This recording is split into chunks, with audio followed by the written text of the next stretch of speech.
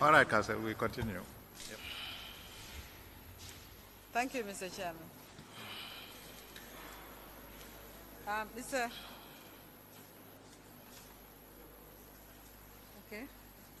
Mr. Conteh, I was asking you the question regarding the money shop. The money shop was you've named quite a few bureaus. You'd named quite a few bureaus. Yes. Yes, money shop was very prominent. Yes, you told me, now, you asked me whether it was normal for the central bank to extend facilities like that to other bureaus. Yes. I said, yes, it was very, very normal. There were so many other bureaus apart from... Specifically, apart from the money I named shop. some. I'm coming to name them. You had named some. Are you saying that facilities were extended to these bureaus that you named? Am I saying? Are you saying that facility, the same facility or a similar facility was extended to the bureaus you named? Yes. Categorically, yes. Okay. How did the facility work exactly? Now, if a bureau has a foreign exchange contract, when they contract the central bank department, first of all, the procedure is this. When the central bank holds a weekly meeting, it's called the interbank market session, where all the banks and foreign exchange bureaus, the prominent ones, because they all send daily returns to the central bank about their foreign exchange transactions. So we know for each bureau or for each bank what your daily purchases of foreign exchange are and what your daily sales are. All right? So we have an idea of the transactions volume in the entire interbank market system. All right? So if we assess our own foreign exchange needs, like the central bank should have, for example, a reserve target of $200 million, for example, and we are at $180 million. Because that reserve target is called the net foreign assets position. It's a conditionality in the IMF program. It's part of, just like the government deficit is a performance criteria, so is the net foreign assets position of the central bank. It's a performance criteria, all right, under the program with the fund. So if we assess the situation whether the central bank is in a position to meet the net foreign assets position, then we ask the bureaus, if you have foreign exchange, you contact us. That meeting takes place on a weekly basis on a Friday, all right? In addition to that, the central bank has an in-house meeting called the Foreign Exchange, Foreign Reserves Monitoring Committee. In other words, a committee that comprises of the Foreign Exchange Department, the Research Department, the Accounts and Finance Department, principally, and the Banking Supervision Department. Officers come from all these departments. We sit internally to assess the reserve requirement needs of the bank.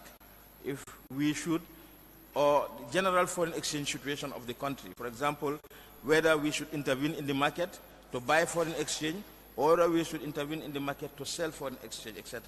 These decisions are taken at that level and transmitted to senior management. So if the senior management gives okay that you can buy foreign exchange to meet the reserve requirements of the bank, the quantum is stated. We already know, for example, it is $5 million we need in the market or $10 million, etc. But obviously, you cannot buy all that from one person, from one bureau, or from one bank. So we buy from different bureaus. For example, we will buy from GAM Investment, $1 million, all right? Money Shop, $1 million, and IG Financial Services, $1 million, Sarbel El-Haz, just giving examples. These were all bureaus that we were dealing with. They supply us foreign exchange. We give them dollars, they supply us foreign exchange. Sometimes their contracts would lapse. For example, that transaction is supposed to be delivered within 48 hours. But knowing the market structure, the bank has an understanding. You have to understand one thing about banking. It's a human confidence thing. There is something called confidence in the banking system between the bank and its clientele. We have purchased over $300 million from all these bureaus combined. All right? Not one single default has been registered. And this is why a lot of programs in the Gambia, projects, etc., were financed, the Gambia was able to meet its international debt obligations to the IMF, to the World Bank, to the different agencies we have contracted loans with, etc. So basically you had the same arrangement with the money shop as with the So other the same arrangement, it was not that money shop was singled out for any peculiarity or for any special reason. In fact, other bureaus had even far significant facilities than that. And they were able to pay in time. Sometimes we give them 1 month, 2 months, and they pay. And I can tell you where you can go in the central bank. There is a file called the Foreign Exchange Purchases Contract. You start from 2000 or from 1996. You check. It must be over $500 million worth of foreign exchange purchases the central bank has conducted. And everything was delivered.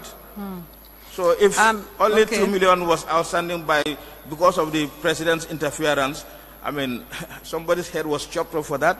I mean, it's for Gambians to judge. Mr. Conteh, Yeah. I just have a few more questions on this. You mentioned that you went with Mr. Abdullah Cham to negotiate a loan on behalf of the president.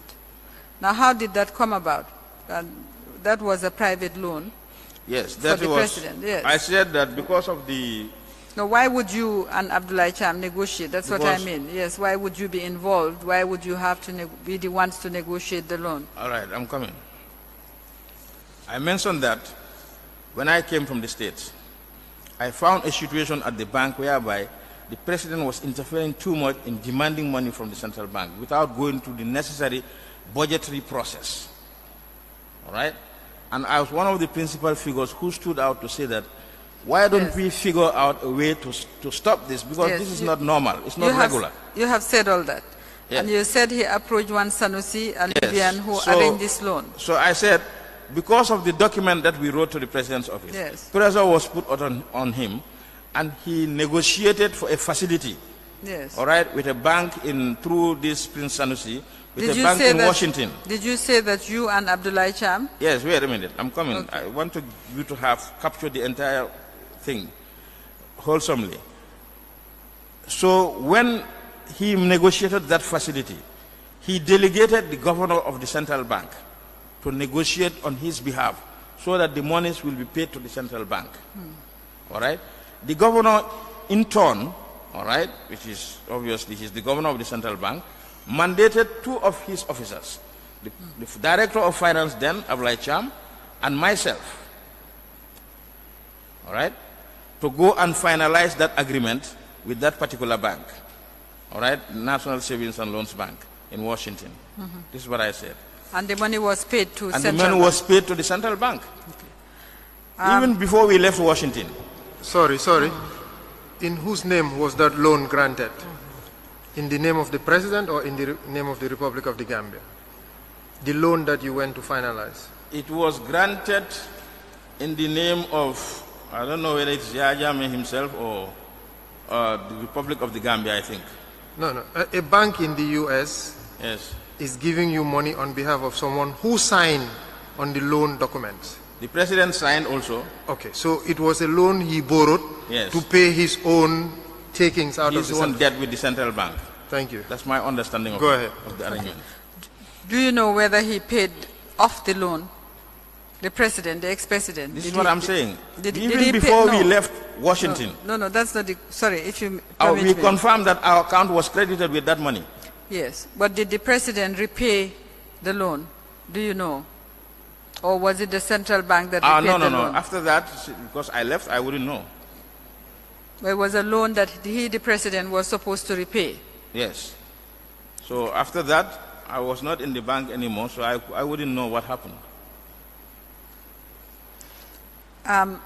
When you were talking about the soldiers taking over the Camelot, did you mention Pa Bojang?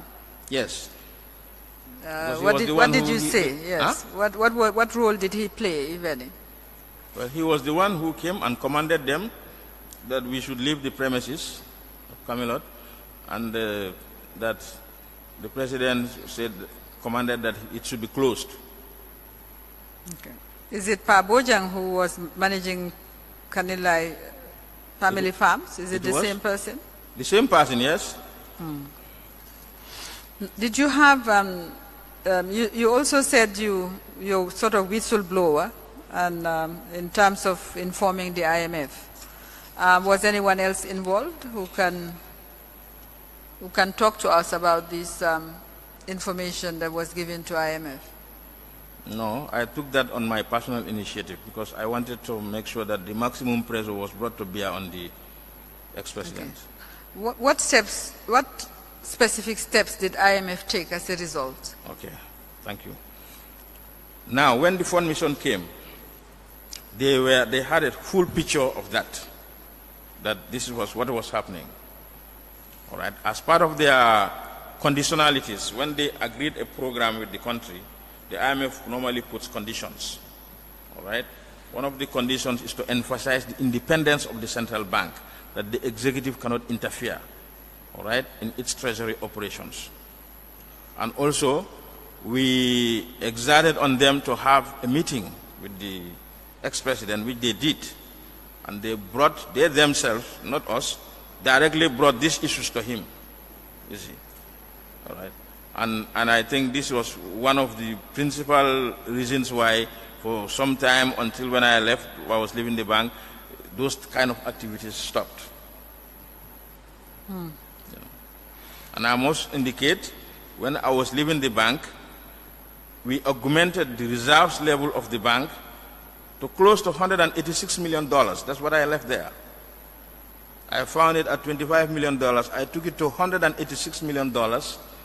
I left the dollar at $36 to the dollar, and the economy was growing at 7%. I left the bank on those kinds of economic performance conditions. Who was your immediate subordinate at the time? My immediate subordinate at the time was Philip Akibogun. Philip? Philip Akibogun. A foreigner? Philip Akibogun. He is no longer there. He was also sacked. He was not jailed, but he was sacked. Who else was in the foreign department? The people there now are Pamusa Jobate. I think he's still there in the foreign exchange department. That time I was there, Lamin Jiba. And those people are very familiar with this foreign exchange. If you call them, they'll tell you. You have Jobate. He's still there. He's a senior officer now. Okay. All right. You have Lamin Jiba also. He must be a senior officer now. Okay. Who did you report to? As me? foreign exchange manager, yes. The foreign exchange department reports to the director of finance. Who was the director of finance? Ablai Cham. Okay. You see. And also to the general manager. The general manager then was Mr. Val Jensen. Okay. Val Jensen. Vladimir Jensen. Okay. All right. And the governor, of course, Mr. Jensen left also. Mr. Jensen also left before or after? Mr. Jensen retired, I think, after a year. Okay. Mr. Chairman, those are the questions I have for Mr. Conteh today. Okay. Mr. Conteh, I just have a couple of questions for you. Your testimony has been very revealing. But just to clarify, you mentioned that the ex-president used to demand monies, FX or dollars, whatever it is, and then CBG found it difficult to contain the public spending, which also led to extra budgetary problems. You talked about also the fund, IMF, which I know that Gambia too had a program at that time.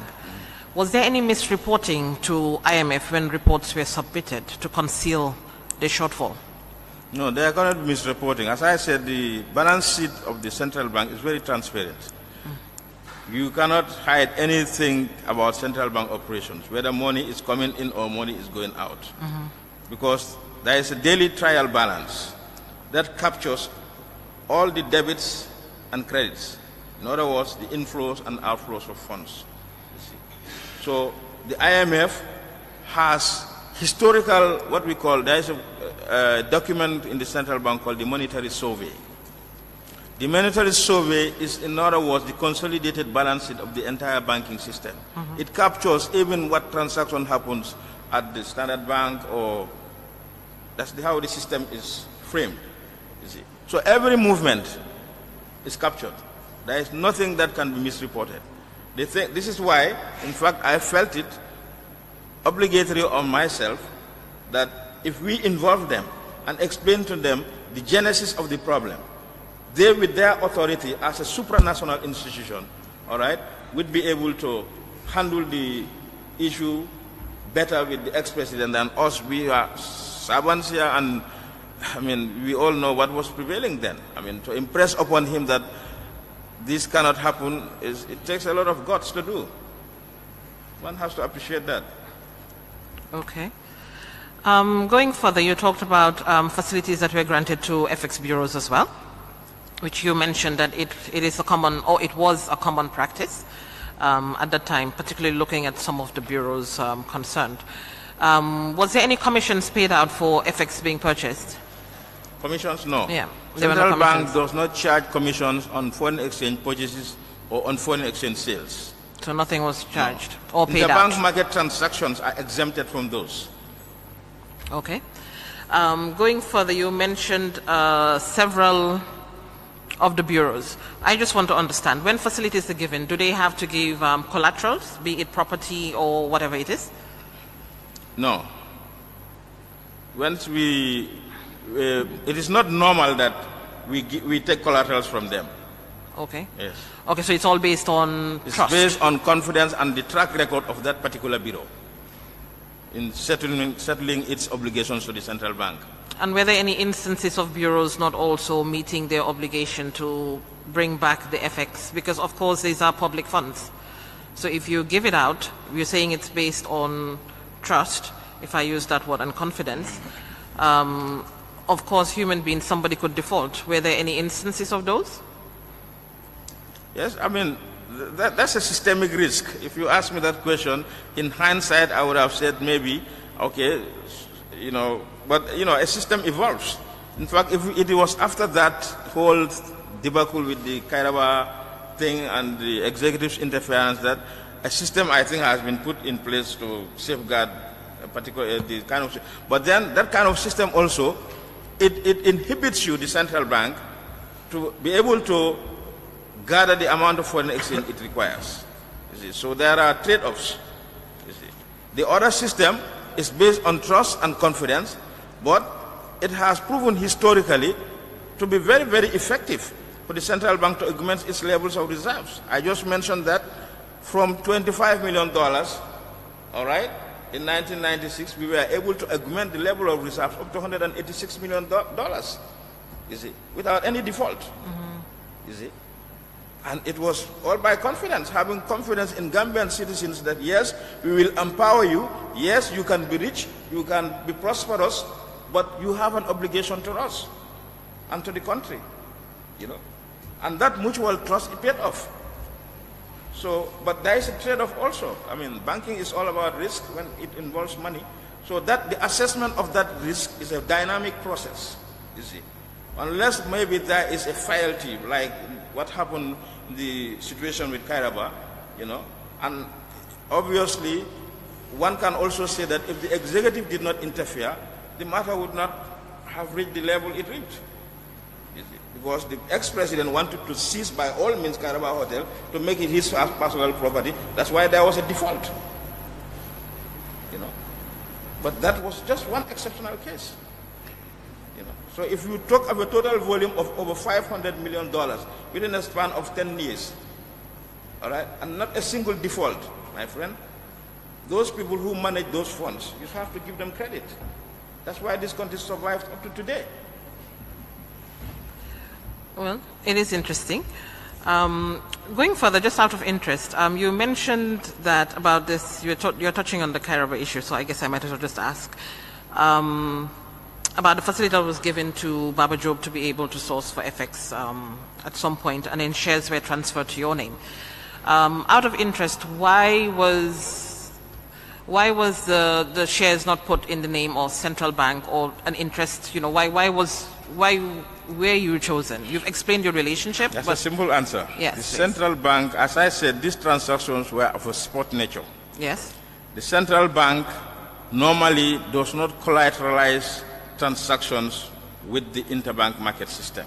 There was not any specific procedure at that time in place that a facility contracted with any foreign exchange bureau or bank, this is the way it should be collateralized.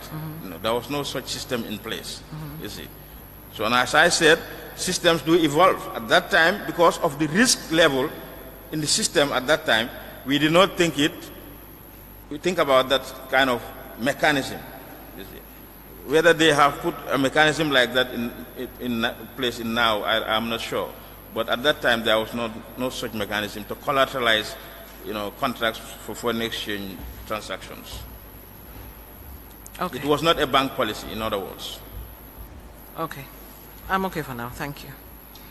Following on, I think the idea was, instead of having the shares in your name, why didn't you advise for the shares to be in the name of the CBG? I think it's the same response I will give you, because what I'm saying is that, you see, there is no perfect system. All right? I'm not claiming perfection in whatever I said here. I'm a human being. At that time, my principal concern was that I want to make sure that, all right, our risk, our exposure level is closed. All right? And probably in hindsight, I wouldn't have done that, because it messed me up. I mean, it's why I am in fact, it's a personal risk I took for the bank and for this country. That's why I lost everything I worked for the past 30 years. That's precisely. So in hindsight, I wouldn't have done that. No, but at the time I was doing it, I did it in good faith. What we're saying, yeah, as a wealth manager and an investment banker, yes, you are supposed to abide by a code. This is what I'm saying. And the this code, is what I'm saying that. No, let me land, please. The code protects you, yeah, from putting at risk your reputation or integrity. See, the reason we're asking this is because, let's move now one step. Don't you believe the fact that you had that in your name, the shares, in hindsight, made you vulnerable to, absolutely, to executive attack? In fact, this is what I'm saying, that in hindsight, I wouldn't have done that. But when I was doing it, it was absolutely in good faith.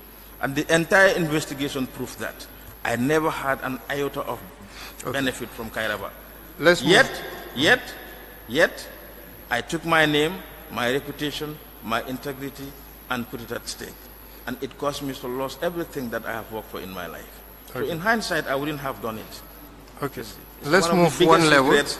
So, I mean, you learn in life, that's it. It's actually... Yeah. The risk manager became a victim of his own risk. Okay. And it's understandable that as a B signatory, you couldn't, on your own, get money out. You needed an A signatory. Could you get money out, the 2 million, without the governor's approval? No, it's not possible. Okay, so the governor blessed this transaction. No, what happens is, when the foreign exchange department contracts a foreign exchange deal, all right, it is an agreement with that party, with the central bank and the foreign exchange bureau to supply foreign exchange, all right? The amount of foreign exchange is stipulated, the exchange rate is stipulated, all these things are approved at the highest level, okay? All right, the delivery period is stipulated. I understand that. Now, when that is concluded, now that ticket is called a foreign exchange dealings ticket. It is transmitted to the finance department, all right? The finance department are the ones who are responsible for the payment mechanisms, all right? The foreign exchange manager, his signature alone cannot move money out of the central bank. It is the finance department that does put the mechanism in place for funds to be disbursed. All right? This is the way it works. The finance department and the banking services department put the mechanism in place. You see? So we all have our in other words, our due diligence roles. You know, the foreign exchange department, the finance department, the banking services department. I'm pointing to the supervisory mechanism that could have protected you. The fact that you went to the governor and showed him the deeds, the title deeds for Kairaba, he saw it. Yeah. He agreed. I left it with him. He agreed to the arrangement. Now, in transferring the shares, from Baba to your name, the 49, you see, the shares were in your name, but the money was institutional. So that's what, was it also an oversight on the side of the governor to say, don't have it in your name, have it in the name of the Republic of the Gambia, or in the name of the CBG? Yes, just like what happened with Money Shop, it was the same kind of regrettable mistake, I would say. You didn't feel conflicted having that thing signed and arranged? Saying, this, I think the response is the same. I'm saying that in hindsight, I probably wouldn't have done that, you see, because of the enormous risk that I suffered as a result of it. Fair enough. Yeah. Let's move to the next one, the loan from the National Savings and Loan Bank in the US. You confirm it was a personal loan signed by the president. Yes. What exactly was the role of two central bank officials on a personal loan? You didn't have to be there for the transfer. You could have done that electronically. Yes, the money, I think the mechanism that was put in place is we wanted to ensure that the money was lodged in our account. But that's done electronically. Did you sign anything on behalf of the bank? There were documents, yes, that were signed. So then it was not a personal loan? To the president? To the president? Well, I construed it as a personal loan to him because that was our understanding. It was because of the pressure we brought to bear on him that those arrangements were put into effect. Did you sign on his behalf? What exactly were your roles, you and Mr. Cham? Our roles were, number one, to ensure that, all right, the funds that will be released as a result of that transaction are deposited into the central bank account. So you had to be physically there to provide them the bank details? Yes, to sign the necessary agreement that this money now will be transferred to the central bank's account. And that was done in our presence there. And for me, that was my principal reason, my concern. Look, I could have stopped back like many of them were doing and said, this is not my business. But I don't think, I took a lot of risks for this country, you know. I was the least junior officer. I could have sat back and said, I was not here when all this was happening. I was in the States on studies. It is not my business. Solve your problem. But I didn't do that. I wanted to preserve the integrity of the bank. Do you agree that if you had put those shares in the name of the central bank or the Republic of the Gambia, it could have made the executive think twice before pouncing on you in terms of protecting the ownership of that hotel? It would have been a totally different... Absolutely. I agree with you. In fact, when we were forced to sign the shares of to a third company other than the government of the Gambia, it was one of the things that we contended, very vehemently opposed, that instead of transfer, the shares should be transferred to the government of the Republic of the Gambia. And he flatly turned it down. I just told you that when I was charged, nothing about Kairaba. It was the same state that charged me. And they never mentioned anything concerning Kairaba in the charge sheet. Because he wanted to confiscate Kairaba for himself. Isn't it obvious? From your knowledge, did the former president pay any sum of money in the acquisition of Kairaba Hotel? Indeed. Was it all done by force? He never even, I say he was not even aware of the transaction when it took place. I think I earlier alluded to that. It was after when he realized that we had completed this purchase that he intervened to take it by force. He didn't put any money on it? Not a dime. Thank you. Sorry, Mr. Conteh, I just thinking of something now. The fund, IMF, they issue, which we've talked about, reports after the assessment, safeguard assessments. It's just interesting because I know during that period, what was said in those reports are quite contrary to what we're hearing today. So, because the thing of the misreporting, or is it that there's something we're missing? No, you know, we are talking about 2003, 2004. 2002, 2003, 2003, 2004. Yes. Okay, if you go back to the fund reports in those days, the economic situation report of this country is far, far different from what it was these past 10 years. True. All right? So And also, concerning the issue of the president's interference with central bank operations, the IMF couches it in a different language. This is why I told you earlier, that in economics we have semantics for, bad spending. We call it wasteful spending.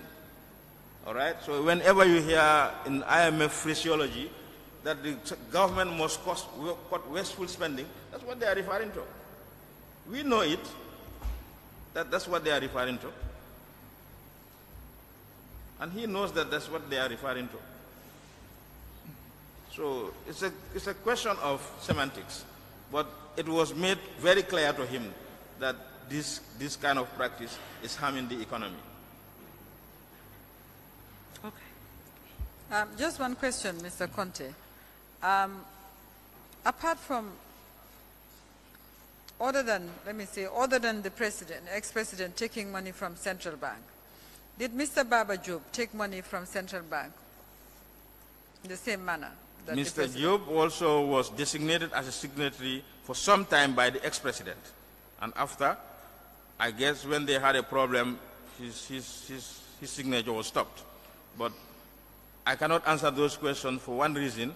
I was not involved in those kind of operations. My department does not deal with Baba Job in terms of whether the president sent him to take money or not. There are other officers you can ask that question. He was designated signatory to what? Huh? Can you be clearer? He was designated signatory to what? So I know that there was a time, when I came from the States, I found a situation where Baba was designated as a signatory to a particular account, all right, by the ex-president. I don't know which particular account, but he used to take money when he was working with him until when they fell out, So, but when I came, that's what I'm saying, when I came, it was not long after that was stopped. That the ex-president himself stopped Baba Job from taking money. So what I found a situation was already a fait accompli, you see. Did this 10 million debt or 10 million liability that was resolved in the manner you have explained, did it include the money Baba Job took? I wouldn't be able to answer that because, as I said, that was not my line of duty. The officers who were directly involved in giving money to I can name them, in terms of their portfolio, not individual names, but the governor, if the ex-president requests for funds from the central bank, it will, or through the minister, it will be to the governor, all right, and his deputy, all right, the director of finance, the director of banking service. These four people, principally, all right, are the ones who would execute that transaction. So that can happen for ages, and the foreign department will not know it, because it is not our business. But what I said is that I was a nosy somebody who thought that if this is happening as a member of the bank, I am part and parcel of this bank, I should put a stop to it. I did it out of patriotic duties and took a risk for myself. Yeah. And I want you to look at it from that perspective. But if you can look to the tons of documents concerning those transactions, you'll never see one place where it is a Conteh. It's not there, because it's not in my line of operation. All right, thank you, Mr. Conteh. We'll invite you back after some investigation. Okay. Sorry. Yeah, I'm asking questions. Now, you told us about your career, starting from what you did in America and your work in the central bank, up to your imprisonment. Now, after your imprisonment, after you got out of prison, what did you do? When I got out of prison, I absconded to Senegal, where I stayed for about 7 years. I came back in 2014, yet only to be imprisoned again. When I came back in 2014, it was through the initiative of Amorisa, because I was suffering in Dakar. I was penniless. I was sleeping on the bridges. So it was a very pathetic situation, sorry to say. So Amadou used to help me sometimes, and he insisted on me, look, before you're suffering there, why don't you come home? Nothing is going to happen to you. You see. So he said, just write a letter to the big man and explain yourself, which I did. I wrote a letter to him. He replied me. The big man meaning? The big man meaning the ex-president. That's what everybody called him before. Boss or big man, And I was given amnesty that I can come home, nothing will happen to me. That was after 7 years. All right, I came home in 2014.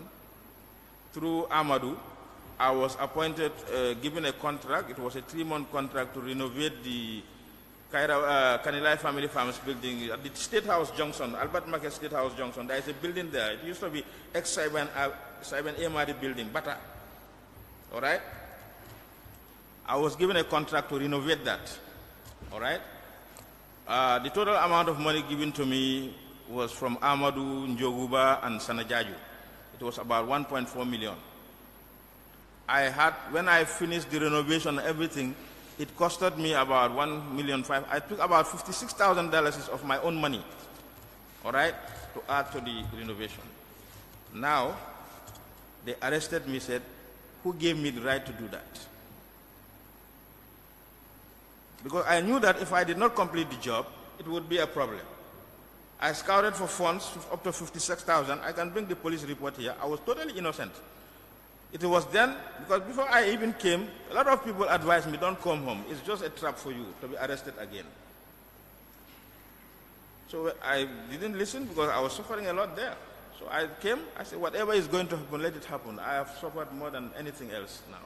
I will go. No matter they can kill me, I would even prefer that. You see. So when that contract was completed, all right, Njoguba is very, very much aware of it. I left him in the corridor. You see. He was my main contact person. Because I took my own money, $56,000, to do the job. They arrested me. I spent 8 good months again. This number 8 keeps following me at the Banyul police station before I was even taken to court. From there, I was jailed for 3 years. Had it not been for change of government, I still would have been rotten in mile 2. Thanks to the Gambian people and God Almighty. The government changed, and I filed appeal at the Court of Appeals, and I was freed on the 16th of February. So that's the answer to your question. So, have you ever been employed by KGI International? No, never.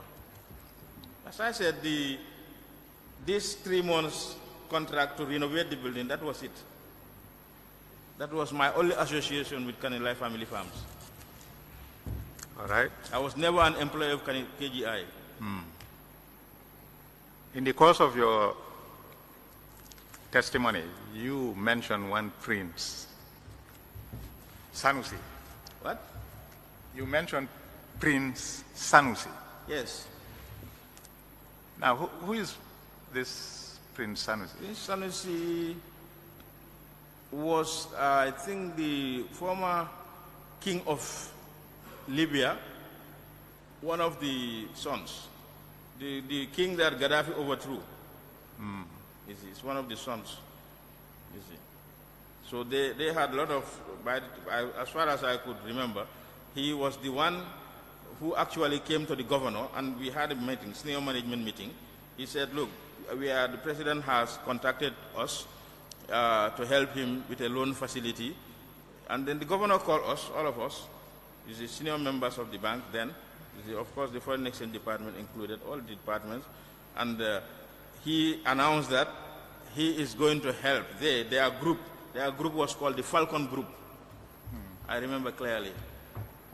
Their group was called the Falcon Group, that they were willing to help the president, all right, to repay this loan to the central bank, all right? And that's how those discussions started. So that's the Prince Sanusi who came to the governor, and the governor called us to. And let me add one more thing to that, because I think it's an important point. It is that same Prince Sanusi who introduced, remember there was a time Gambia had oil exploration. There was an oil exploration team that came to the Gambia. So this is the man, this same man is the one who brought that company here, called Buried Hill. Buried Hill was an oil exploration company. They were the first company to do the 3D seismic assessment of the seabed cartography of the Gambia to study whether we have the potential for oil or not. So it is through that liaison that Prince Sanusi came for this kind of this thing. All right, thank you.